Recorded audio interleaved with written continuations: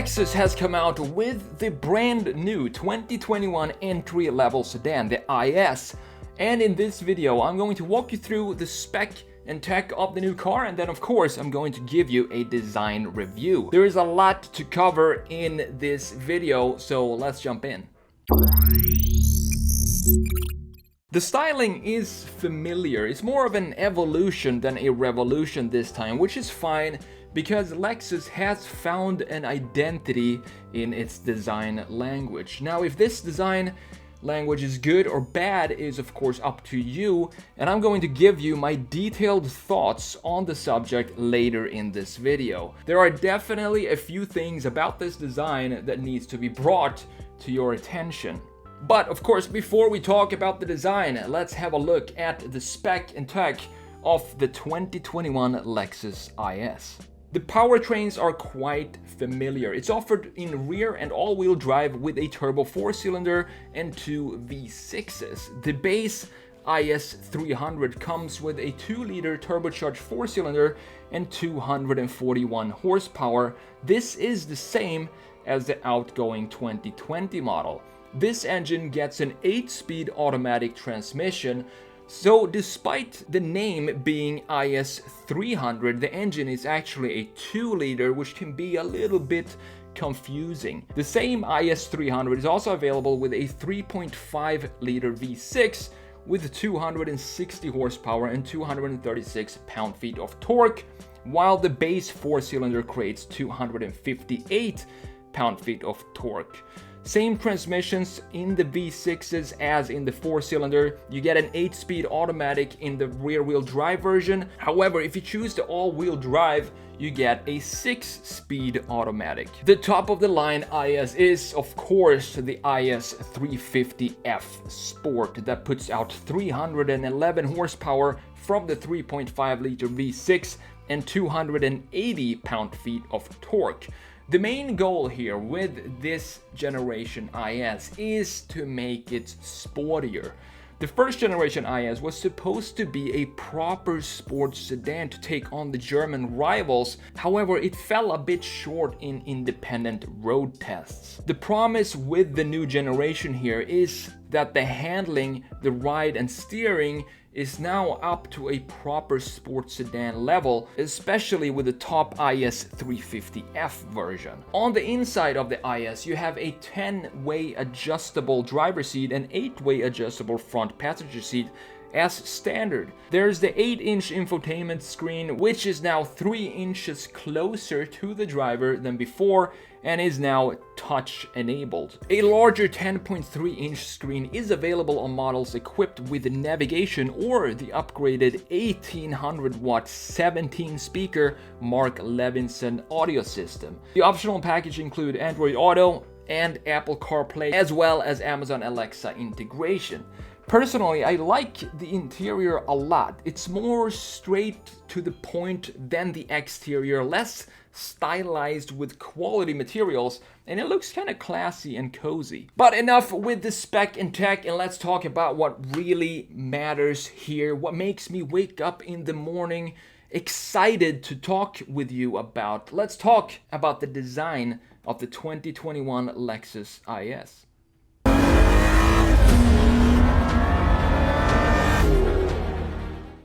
So what Lexus has done here is they've kind of managed to make complexity work for them. In this design language, it works best when you zoom in on details on the car. When you zoom out, it's pretty hard to find some continuity in the lines. There's a lot going on here, and we talk a lot about overstyling in my videos, and this is borderline overstyled, but at the same time, this is the design language of Lexus, and this is what they do. This is the path they've chosen to go down when it comes to design. But as I said, it's very hard to find some sort of continuity in this design. So let's just have some fun with the side view here, and I'm going to show you exactly what I mean with this Lexus design language. Let's start with one of the most important lines on a car, which is the shoulder line. So we have the shoulder line right here.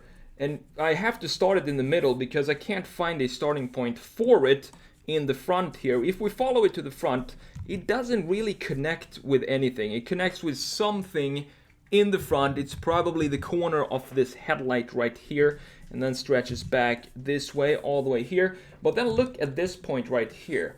It kind of breaks in two, and it creates this zigzag motion if you combine this line with the ducktail and then the secondary lower shoulder line that continues right here. If we continue this line right here, it goes somewhere in the middle of these two lines here, this line and this line, because we have the second shoulder line starting after the door handle at a lower point right here. So this is details that just doesn't make sense to me, because it would be so easy to change this and have this chamfer right here sits just above the rear lights, have that be a little bit higher, or even better, have it be in a bit of an angle like this. That way we create some continuity with this shoulder line right here, and that would create this one line that I always look for in designs that wrap around the whole car, and it creates at least a little bit of line flow in this design. Another thing in the side here that I'm going to change in the redesign that we're going to do. So I'm going to do a redesign of the side, the rear, and the front. We're going to start with the side here. Another thing is this integrated ducktail right there. I think it looks like it sits on top of the car rather than being integrated in the body shape of the car. So that's a few things that we're going to change in this redesign. So let's start with the side view here, and let's see, just for fun, how this side view redesign is going to turn out.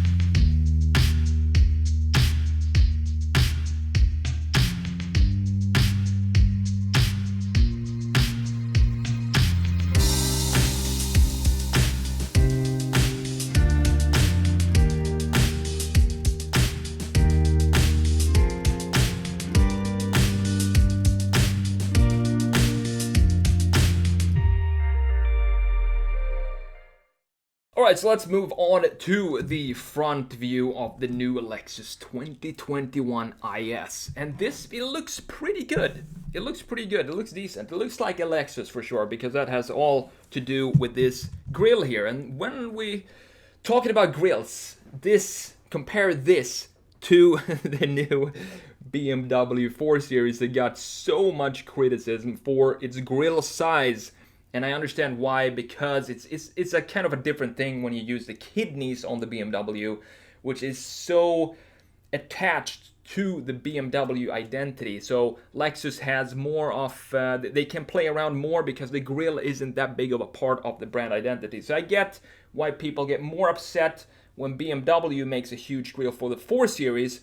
But then if you compare the surface area in the front, or the face of the car that's actually covered by grille, then I think the Lexus IS is definitely the winner among the two. But anyway, I think this looks okay. It looks cool, but it's this Lexus design language that are so many lines that doesn't really go anywhere. So what I want to do here is to redefine the grille shape. You see this curvature right here? I want it to be more of a structured corner right here. Give it some definition in these corners right there. And what I want to do with these corners, I want to have some line flow, to have this corner and this line, this chamfer that goes around the headlights. I want that to connect with this corner right here on both sides, because right now it just goes straight horizontal like that and doesn't really connect with anything. So we can play around with that and add some definition to the front end grille, and then have the corner of the grille connect in some way to the headlight in the front. Another thing that's really important here, and this is another trend now these days, is to have the grille stretch all the way down to the bottom of the car,